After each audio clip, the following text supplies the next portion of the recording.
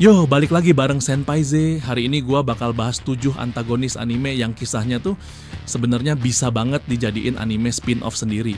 Nggak cuma jadi musuh doang, mereka ini malah kayak punya energi protagonis tersendiri.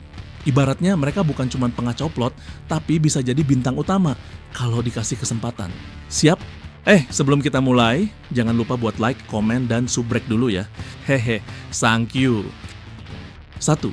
Shogo Makishima dari Psycho Pass. Bro, ini tuh villain yang cocoknya jadi karakter utama drama psikologis.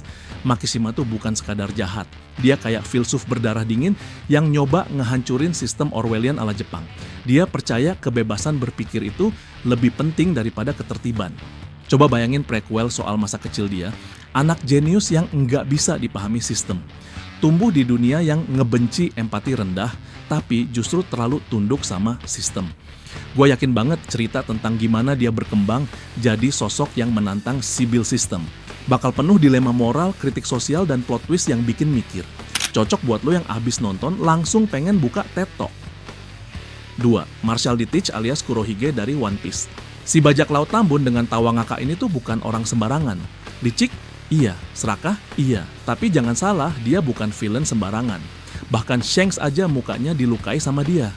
Bayangin spin-off tentang masa muda Kurohige. Dari dia masih anak miskin di dunia bajak laut, sampai akhirnya gabung kapal Shirohige.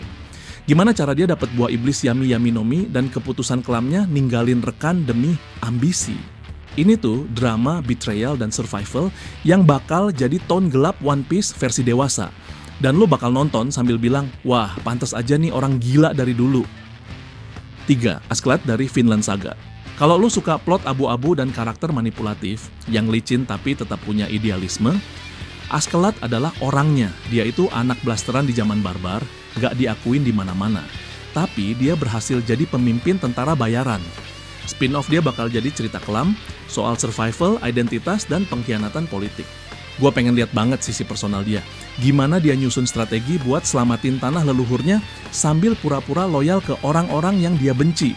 Ini bakal jadi House of the Dragon versi Viking, tapi lebih banyak pembantaian daripada drama rumah tangga. 4. Sosuke Aizen dari Bleach. Villain kalem tapi licik, kayak dosen killer yang senyum tapi nilainya ngedrop. Dulu pas awal-awal, Aizen tampil kayak kapten paling kalem dan dewasa. Tapi ya, semua itu topeng bro.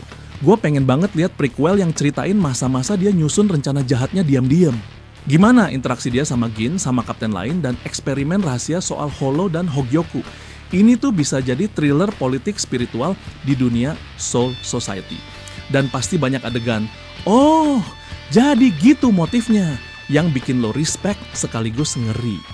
Plus bakal banyak momen slow turn kamera ala villain elegan. 5. Meruem dari Hunter x Hunter. Dari lahir udah OP, tapi bukan soal kekuatannya yang bikin dia menarik, tapi perkembangan jiwanya. Dari monster haus darah ke makhluk filosofis yang nyari arti hidup lewat permainan gungi bareng Komugi. Spin-off dia bisa jadi cerita eksistensial banget. Bisa dua arah, prequel pas dia baru lahir, atau cerita alternatif kalau dia selamat dari serangan Netero. Gimana dia sebagai raja yang sekarang punya empati, punya dilema, dan malah bisa jadi pemimpin revolusioner Chimera Ant. Wah, gila sih itu. Kayak ngeliat Thanos, tapi dia main catur sambil nangis. 6. Alexander Anderson dari Hellsing. Pendeta fanatik yang bisa bikin vampir takut, lo nggak salah denger. Anderson itu monster suci yang bisa bikin Alucard aja bilang, lo keren. Gua pengen banget lihat prequelnya. Kayak misi-misi rahasia Vatikan pas dia masih jadi pemburu pemula. Mungkin juga konflik batin dia soal iman, soal membunuh demi Tuhan, dan gimana dia bisa segitu kuat mentalnya sampai berani berdiri sendirian lawan pasukan monster. Ini anime aksi religi yang brutal, tapi bisa juga dalam banget. 7. Ryomen Sukuna dari Jujutsu Kaisen. Si Raja Kutukan yang katanya manusia, tapi udah kayak dewa jahat. Kita cuma dikasih cuplikan masa lalu Sukuna di era Heian, tapi lo nggak penasaran. Bayangin anime tentang Sukuna waktu dia masih manusia. Dunia Jujutsu masih purba, klan-klan kuat saling sikut. Sukuna mungkin awalnya manusia biasa, atau penyihir yang terlalu kuat dan nggak diterima sistem. Gimana dia bisa dapat Kamutoke, teknik kutukan gila itu, dan akhirnya jadi legenda yang ditakutin ratusan tahun kemudian. Ini bakal jadi anime dark fantasy paling brutal dan keren.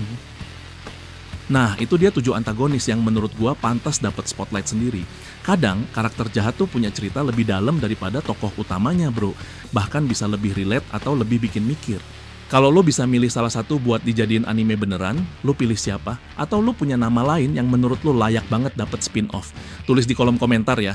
Oke, segitu dulu kali ini. Jangan lupa pencet loncengnya biar nggak ketinggalan video barunya Senpai Z. Arigato, mata nih!